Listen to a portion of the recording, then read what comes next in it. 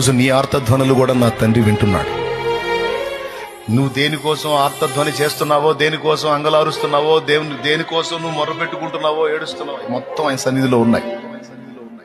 వినడు అనుకోవద్దు, పట్టించుకోడు అనుకోవద్దు, వాటిని వదిలి దాటిపోతాడు అనుకోవద్దు. అవన్నీ ఆయన దగ్గర జ్ఞాపకార్థంగా ఉన్నాయి. తప్పకుండా నీకు సమాధానం ఇస్తాడు ఆయన. చెప్పు, స్తోత్రం చెప్పు విశ్వాసంతో. ఖచ్చితంగా జవాబులు ఉంటాయి. మొర్ర పెట్టి విజ్ఞాపన చేసి కన్నీరు కార్చి నువ్వు మర్చిపోతావేమో, ఆయన మర్చిపోడు. అన్ని గుర్తుపెట్టుకుంటాడు. నువ్వు అడిగినయే కాదు, నువ్వు అడగని వాటిని కూడా నీకు సిద్ధపరిచించాడు. ఇంకా చెప్పాలంటే నువ్వు అడిగిన దానికంటే, ఊహించిన దానికంటే అత్యధికంగా నీకు ఇవ్వబోతున్నాడు ఆయన.